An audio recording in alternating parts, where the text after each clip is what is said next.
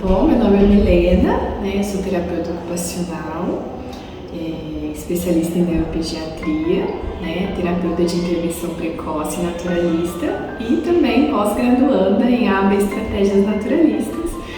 E hoje eu sou responsável, né, pela Clínica Desenvolver, né, que fica aqui em São José do Rio Preto. Bom, eu acho que primeiro, né, antes de eu começar a falar, né, de como o autismo entrou na minha vida, é importante eu falar, né, como a TO entrou na minha vida, porque foi através dela que eu conheci esse universo, né, do autismo. E há 14 anos atrás era uma profissão assim que a gente nem escutava falar. Eu conheci a TO por uma revista de profissões da Unesp, né, lá no ensino médio, e quando eu li sobre essa profissão eu fiquei apaixonada, eu fiquei encantada, e eu sempre sabia que eu gostaria de trabalhar com criança, sempre fui apaixonada por esse mundo, né, infantil. E então eu decidi me inscrever no ProUni, né, coloquei a TO como uma das opções de curso e foi o que eu passei, né. Não conhecia nenhum terapeuta ocupacional para trocar nenhuma informação, né, sobre como é a prática mesmo, mas eu decidi ir. E eu acredito que tudo na nossa vida tem um propósito e eu acho que era para ser, né? Acho que era para eu ser terapeuta ocupacional. E quando eu me formei, logo já comecei a atuar, né, em clínica.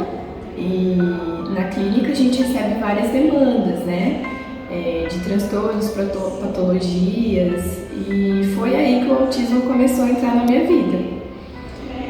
Eram poucos pacientes, né, isso há 10 anos atrás, mas aos poucos essa demanda foi crescendo muito, e eu fui ficando apaixonada porque eu via o quanto a terapia ocupacional poderia mudar, né, e auxiliar o desenvolvimento dessas crianças e o quanto elas tinham potencial para se desenvolver, o quanto elas tinham capacidade. Então eu falo assim que não fui eu que escolhi o autismo, acho que o autismo me escolheu, né? E eu, né, diante de toda essa demanda, eu sempre busquei conhecimento, buscar a prática mesmo, né? Já fiz algumas formações de prática mesmo, de intervenção precoce, que isso foi um divisor de águas na minha vida. E a cada dia, assim, eu me apaixono mais por esse mundo e, assim, ver o que mais me marca hoje na prática é ver o quanto chega um caso pra gente que é um desafio, né, que a gente aqui, né, a gente tem pacientes com diversos níveis de suporte e sempre tem alguns que são mais desafiantes, né, e ver, assim, quando você consegue uma conexão com aquela criança, você consegue uma interação, você consegue com que ele siga o seu comando, com que ele te imite. Eu acho que é a maior realização, né? Você ter uma participação no futuro dessa criança, porque a gente está atuando numa área que é o futuro deles, né? Que vai fazer toda a diferença lá na frente. Então, isso é o que mais me deixa grata, né, tanto do lado profissional quanto do lado pessoal. Então, assim, quando os pacientes chegam aqui na clínica, né, a gente faz a anamnese para conhecer um pouco a história dessa criança, se tem algum fator hoje que interfere no comportamento que essa criança está apresentando hoje. Todos esses dados são importantes para a nossa intervenção, né? E a gente faz uma avaliação, né? Uma avaliação estruturada para avaliar todas as áreas do desenvolvimento dessa criança, então a área motora, a área cognitiva, a área social, a parte de autonomia e independência, a linguagem, né? E a gente vendo necessidade da atuação de outros profissionais, como a fono, psicólogo, então a gente faz esse encaminhamento, né, porque o nosso o desenvolvimento infantil ele é interligado, é uma área auxiliando a outra área, né? Como uma engrenagem, uma pecinha precisa da outra para que isso ande. E o desenvolvimento infantil é assim, né? Então, a partir disso, a gente traça, né? A partir dessa avaliação, a gente traça um plano de intervenção, né? Para essa criança e dá um retorno para os pais do que será trabalhado, né? Em terapia, qual é nossa estratégia de intervenção, se vai ser uma intervenção um pouco mais naturalista, se vai ser uma intervenção um pouco mais estruturada, né? Porque cada criança é única. E toda sessão a gente dá um feedback para essa família de como foi, né, a sessão, de como essa família pode auxiliar em casa, né, para junto a gente trabalhar em conjunto.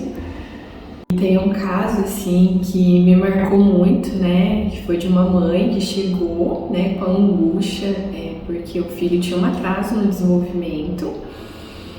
Então, quando foi realizada toda a avaliação, né, a gente dá a devolutiva, né, para a família, expõe os atrasos, né, a linha que a gente vai trabalhar, e ele sempre vem com aquela questão, mas o que você acha que o meu filho tem, né?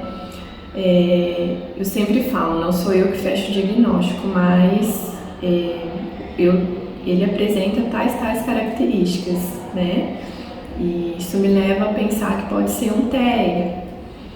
E isso me marcou tanto que aquela mãe ficou angustiada, né? De ouvir esse nome.